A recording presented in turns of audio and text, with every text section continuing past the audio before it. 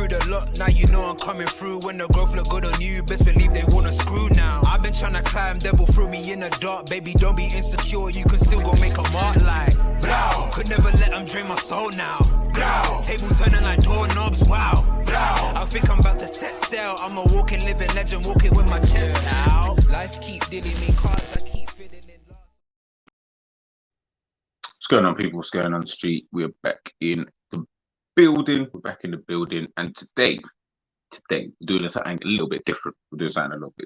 Make sure you guys smash the like button. Make sure you subscribe to the channel if you are new. So today I want to take a look at Moises Caicedo. Now, Liverpool are not linked. Well, I mean, we were linked, so to speak, maybe at the beginning of the January transfer window, and there's been, maybe a couple of reports here, there, and everywhere in regards to Caicedo, but nothing strong, and I don't think Liverpool are going to enter the race for Caicedo. But the 2 or 3 teams who are potentially looking at Caicedo, that is why we are here today. I wanted to ask everybody, and you guys can obviously see it scrolled across the bottom of your screen. Who should Moises Caicedo join this summer? I think it's first and foremost, he is a fantastic midfielder. He is a player who is probably going to be one of the main targets or one of the main players this summer, who might potentially be, on the move from Brighton. Brighton obviously have already let go of Alexis McAllister to Liverpool. And obviously now Caicedo is the next one on the move. He was seemingly looking like he was going to join Arsenal in January. Unfortunately, Brighton didn't accept the bids that Arsenal were putting in, said, nope, we're keeping you to the end of the season. He then signed a new deal. I'm led to believe that within that, there's been almost, I believe, a gentleman's agreement. I don't think there's a release clause or anything like that. Again, we won't know until, he actually moves. But at this moment in time, I don't believe there is, and I think it's a gentleman's agreement, between Moises Caicedo and the Brighton hierarchy, and obviously Roberto De Zerbi. He's spoken quite openly about, Moises Caicedo and Alexis McAllister, and about how he feels that they should, move on effectively. He believes that maybe they should actually be moving on to bigger and better things. So where does that leave us now? We've got quite a few teams who are apparently interested in the Ecuadorian midfielder. Even as I'm doing this video, there has been talk of potentially Bayern Munich, who are supposedly, again, it's one of those things, it's just reports. I don't think there was really anything concrete in it, but we've got Chelsea, one team who are obviously in need of midfielders.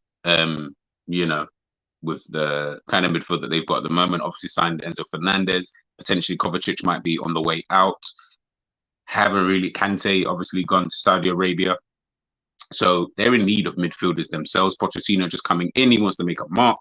He wants to, get in the right players for his style of football. And Moises Caicedo is apparently on that list. And then you've got the one, the obvious one, which is Arsenal. I think he'd be a fantastic fit there. Obviously, just giving you my opinion based off of everything that I've seen from Arsenal, from Mikel Arteta, and everything we've kind of seen in terms of all the reports and things like that. I believe going to Arsenal might be the best option for him. Obviously, we'll dive into, why I believe that. And something that kind of come out a little recently is that apparently Manchester United might also be in the race for Moises Caicedo. Very interesting. I believe they were looking at him prior to his move to Brighton, but didn't want to pay the fee for him. And I think there was other stuff that was surrounding that, to be fair to you. I don't think it was just purely about the fee, because the fee was very nominal. So it wasn't anything crazy. I think there was other factors behind it. We know with some of these South American players, with the representatives that they've got, the money, the image rights, all of these other various different things, it can make a deal, quite complicated to do. So, I think that was kind of what it was surrounding Manchester United at that time. Maybe they also just didn't really think that this was the player that was going to come in and realistically do any good for their team at that current moment in time. Again, hindsight is a wonderful thing. Ultimately he went to Brighton, so I still wouldn't have thought that him going to Brighton would have meant much, to be honest with you. But look at him now. Do you know what I mean? Look at him now. I think he's a very, very good player. I mean, I would love Liverpool to, sign a player of that kind of quality. I think, especially with all the names that we've been linked with, all the players that we've been linked with, the profiles, all of that, none of them are as good as Moises Caicedo, in my personal opinion. They're cheaper. So, there is that. And a lot of people do speak about price and they speak about money. And, just because you spend a lot of money doesn't mean you're getting in a good player. More often than not, I think it does, to be honest with you. More often than not, players who do cost quite a lot of money, they're usually good players, kind of thing. Otherwise, they wouldn't, cost that much money. Do you know what I mean? It's players who cost less. Not to say all players, but more. I always tend to find when a player costs cheap, and when we say cheap, I mean in today's market, so 30 million or 20 million or something like that. They're either not at that level just yet,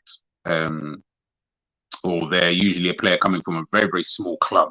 So again, they're not really at that level, and you're probably even taking a punt on these kind of players. Again, not all the time. Sometimes it could just come down to contract situations. The club needs money and stuff like that. So there's going to always be context that needs to be applied.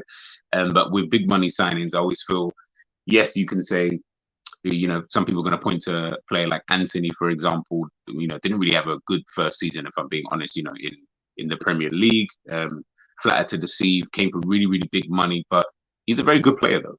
If you've actually watched him, he is a very good player. So I would say that he was worth the money, that maybe a little, maybe 10, 15 too much, but he was worth spending big money because he was a very, very good player, when they actually signed him. Of course, it then depends on the team, who you go to, and all these kind of various different things.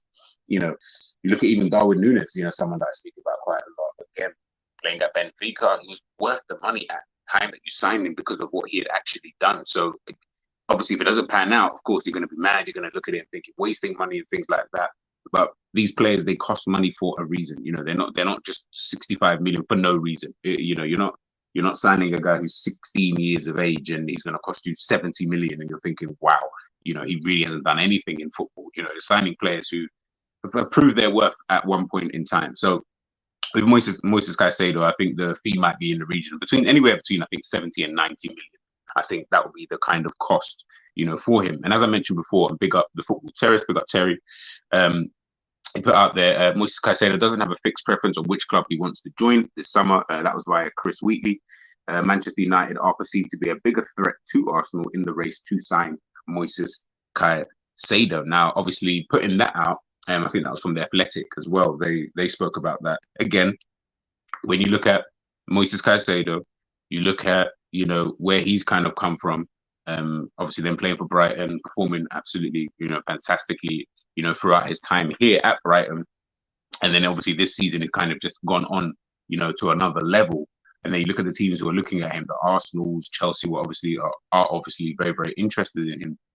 It's just funny because Manchester United, for me, weren't really a club I felt that would be in for him, if I'm being totally honest with you. I didn't, not to say you don't want a player like that, because it's like saying, oh, you don't want Kylian Mbappe. Of course you do. It's just that might not be where your head is at this current moment in time. Obviously, you've seen a lot of talks in Manchester United and Mason Mount.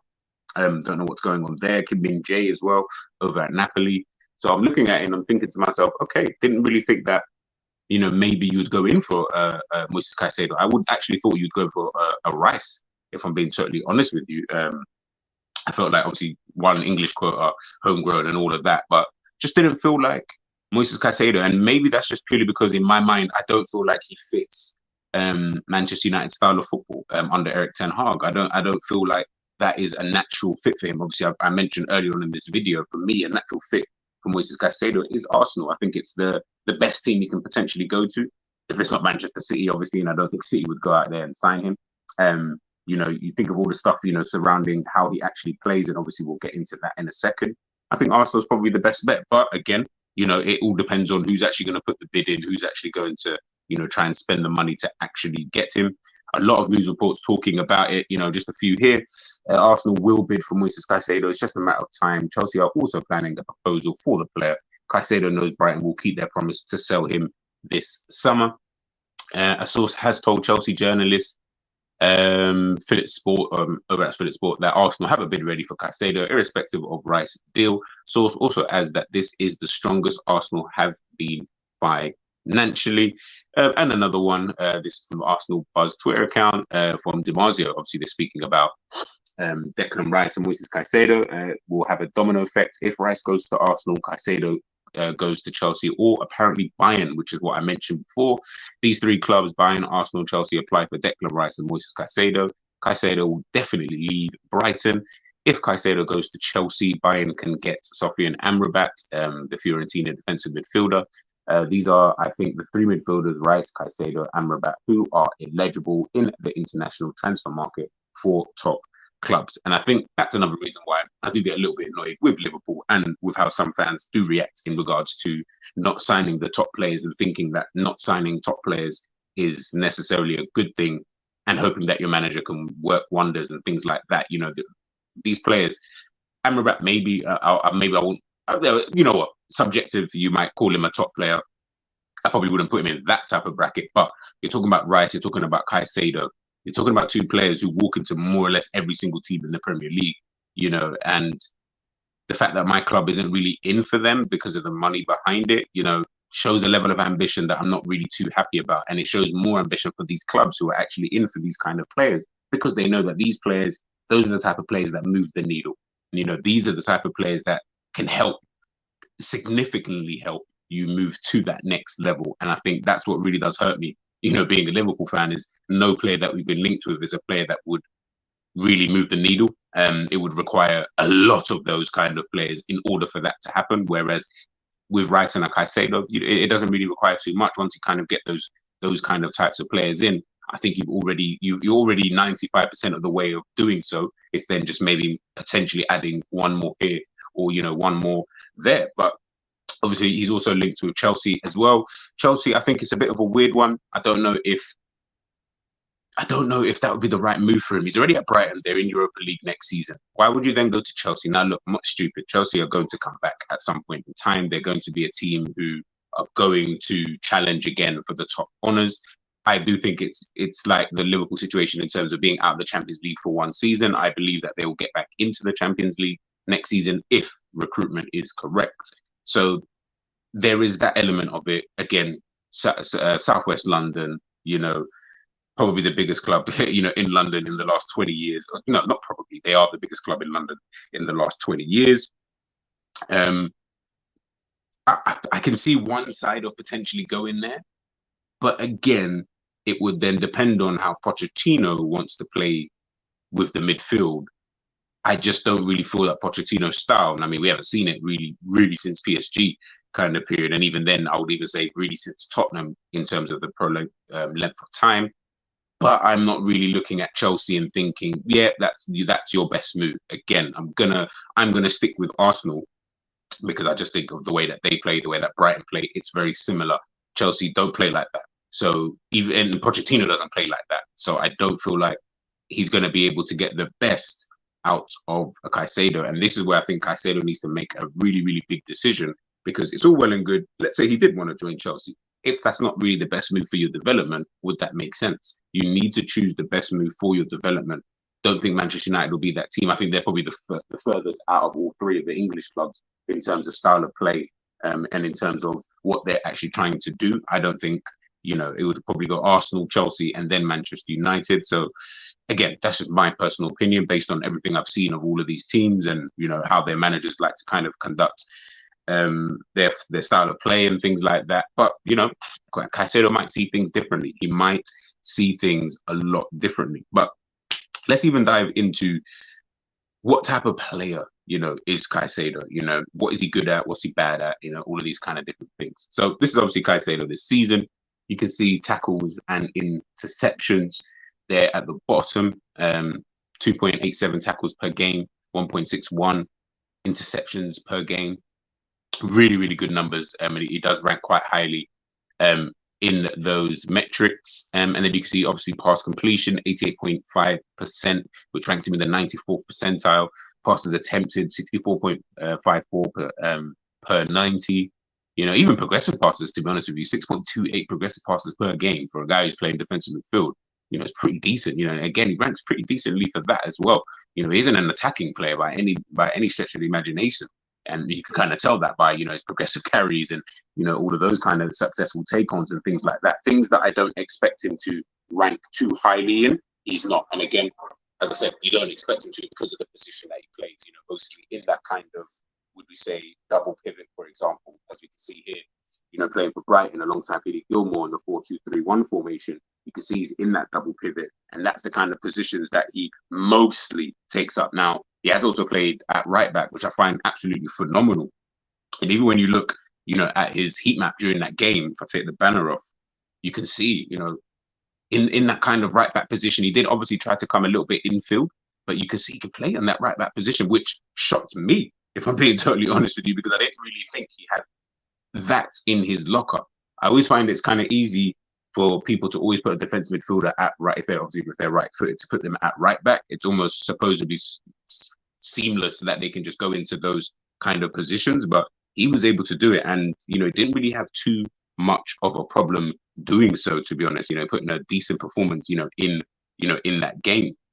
And even if you look just other positions he's obviously played, again, 9 times out of 10 he's going to be playing centrally here in a 3-4-2-1 formation for Brighton alongside Alexis McAllister, and then again in a 4-4-2 alongside Alexis McAllister in the center of midfield. Out of the two players, he'd always be the one that's kind of dropping deep. They do kind of swap, so to speak, but McAllister I would look at, he's more the one who he'd be looking to get himself forward a lot more than a Moises Caicedo. Moises Caicedo would be the one who would be able to drop deep, pick up the ball off of the defenders and things like that.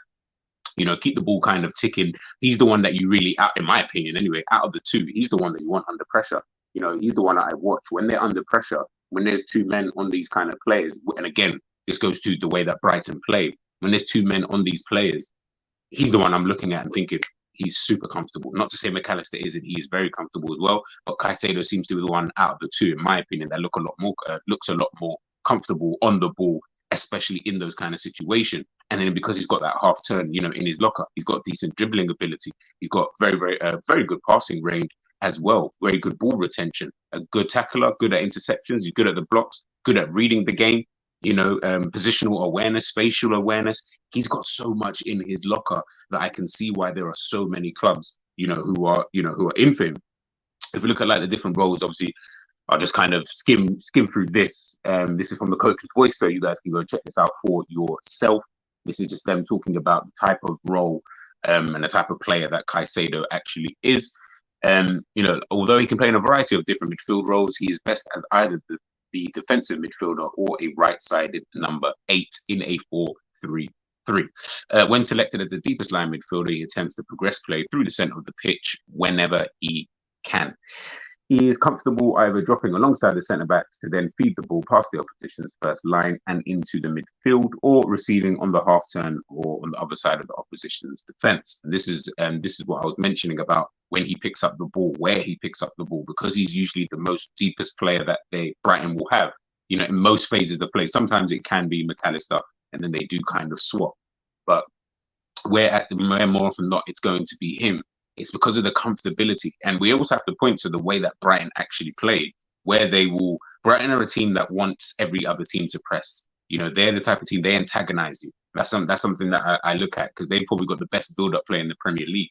They're a team that will draw opponents onto you. They want you to come to the ball. So the centre-backs, so Lewis Dunk or whoever's alongside of him, they will hold on to the ball purposely because they want you to get drawn out. They want you to come and collect the ball or try to take the ball off of them. Obviously, that also takes a bit of confidence from those players. So Lewis Dunk, whoever's in the back with them, those kind of players have to be confident in their own abilities to understand that, okay, this player is going to run at me to obviously try and win the ball. I need him to get close enough, because then what's going to happen is usually behind that player, what usually would happen that you'll find is you'll get McAllister or whoever's deep with Billy Gilmore and Moises Caicedo, whoever out of the three is obviously playing. What they will do is they'll then go either side of those players. Once they go either side of those players, it opens up the angle for the defenders to be able to pick that pass. And then once that happens, it then opens up space. Because then if another opposition player then tries to let's say, close down Moises Caicedo, what's then happened is the other centre back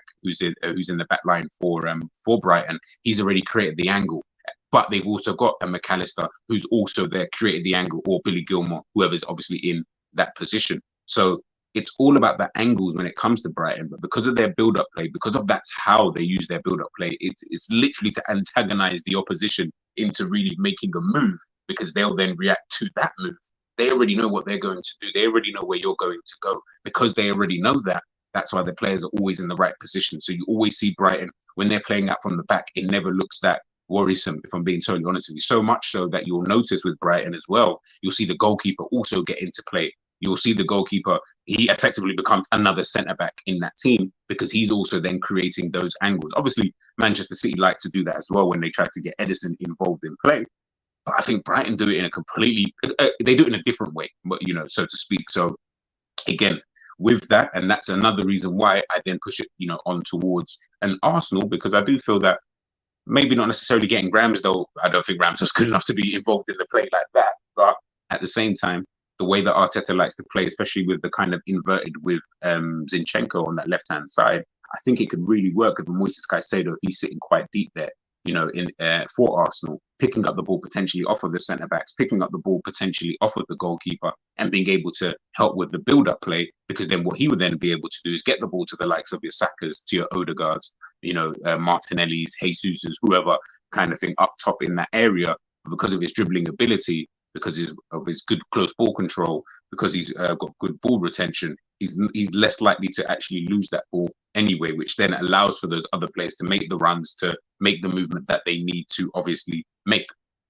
Again, looking here, he will also jump forward to press and compete for loose balls near the opposition's pivot, which means he can get the ball to his attacking teammates, as I mentioned, or look to play into the space in behind the opposition's defense much earlier after a regain. So again, like I was just speaking about, that's what he's really, really good at. You want him in those kind of positions whereby he can nick the ball quickly if he needs to nick the ball quickly. But again, he's got football IQ. He's not stupid. He understands that not every action, not every move can actually be done where he nicks the ball quickly. Get back into position. Get myself back actually into a position which actually fundamentally helps the team. If, say, we then win the ball back, because then I can then pick up that ball and then keep it moving, from there.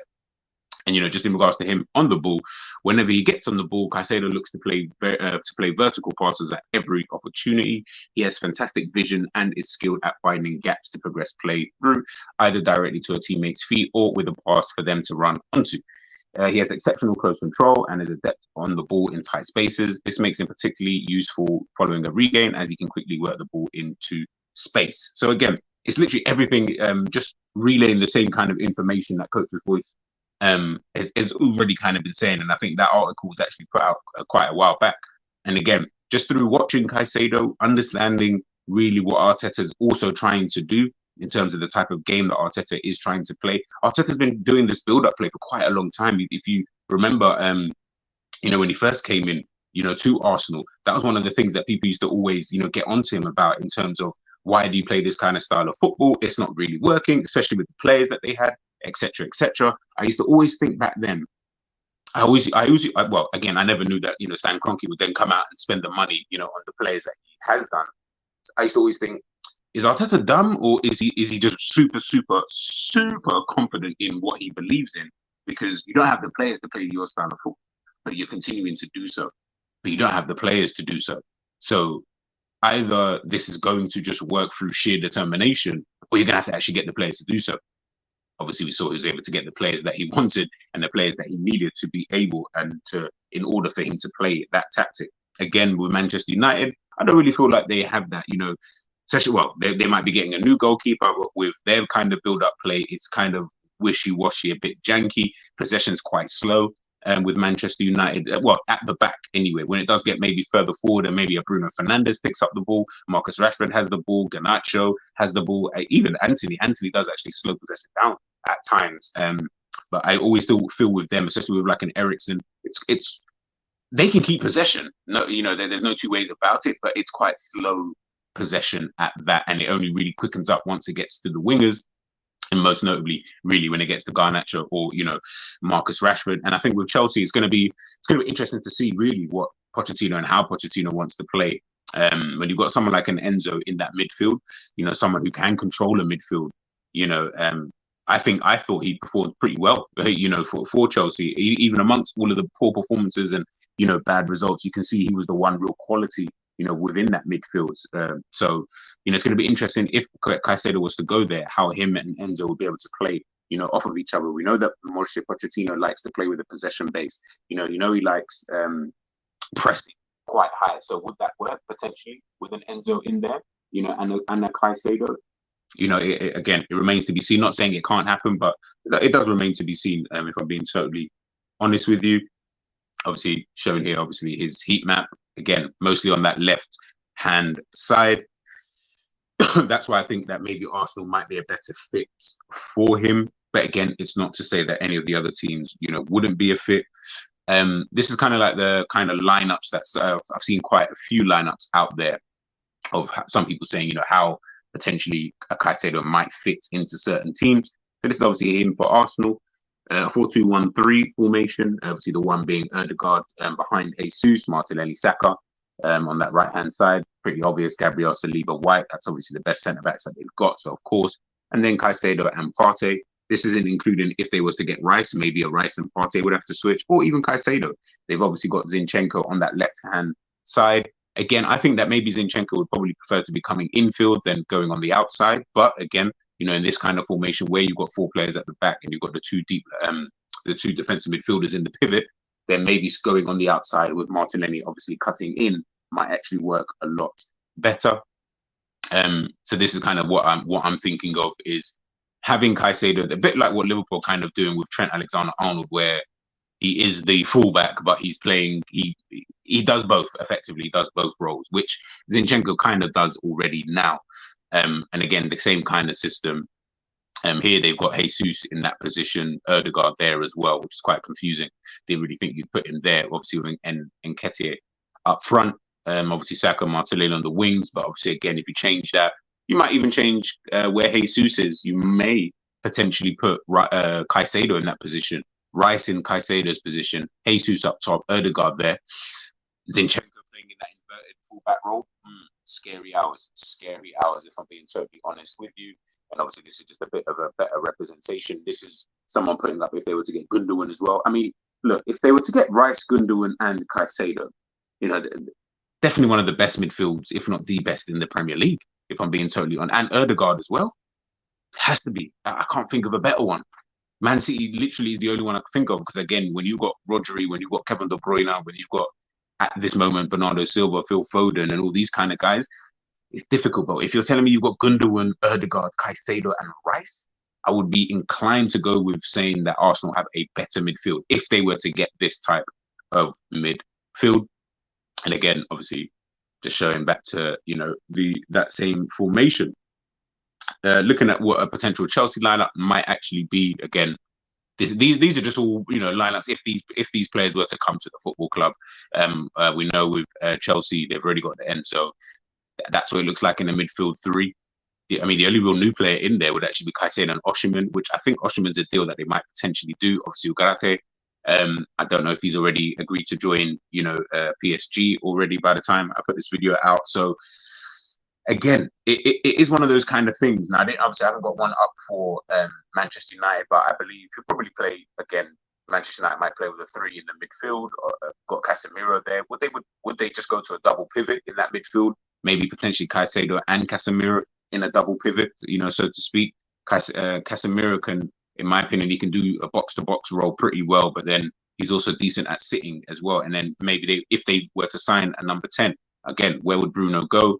Bruno, for me, would be that number 10. I want Bruno in that kind of position where he's behind the striker. We saw what his assist creation statistics were, for the season just gone by. He can put it on a plate for players, and he is definitely a player who almost acts at times like a second striker. Of course, he can play in these other areas, central midfield, right wing, and stuff like that. But I feel like he's a little bit wasted out in those positions. Get him behind the striker, get him feeding a top striker. Now, that obviously requires Manchester United to sign a top striker. But if I was them, I would literally go with the 4-2-3-1. You know, Bruno in the number 10 position, Casemiro, Caicedo, and then obviously your left and right wing, whoever, and then put a top striker in there. You're absolutely good to go. Casemiro and Caicedo, with Bruno obviously dropping into the midfield at times to help, so almost becoming like a 4-5-1 or a 4-3-3 formation, however you want to dress it up. That midfield, I feel that can work because you've got your creative one in there, you've got your box to box one, and you've got the calm one in there, and you've got the calm and the box to box ones. They can both do each other's role. So Caicedo can do the calm role, but he can do the box to box role. But I would prefer maybe Casemiro because he's got better shooting ability. He's someone who's more likely to score than a Caicedo. But Caicedo can still do that role. Do you know what I mean? And then obviously Casemiro can do the calmness where he just sits, picks up the ball off the defenders, doesn't really get forward of too much, just recycles possession. But then obviously I think he's really good at getting himself forward. So I think maybe I gave Manchester United a bit of I'll be a bit too disingenuous with Manchester United. Maybe I'll actually move them up to second place if I'm looking at the teams. Maybe I'll actually say that Chelsea would actually go third. Again, and that's just more just to see how Pochettino would play with this Chelsea team. But we'll kind of wait and see. But guys, let me know what do you think in the comment. Arsenal fans, Chelsea fans, Manchester United fans, heck, Bayern fans, Brighton fans. Heck, should he just stay at Brighton next season? If you guys can't obviously receive the money that you actually want for him, where do you think is the best place for him to go this summer? Where do you think he will go this summer? Let me know what you guys, and all fans across the Premier League and across Europe, let me know what you guys think in the comment section. I'm G. Today we took a look at Moises Caicedo. What is the best move for Caicedo this summer? Let me know. I am out.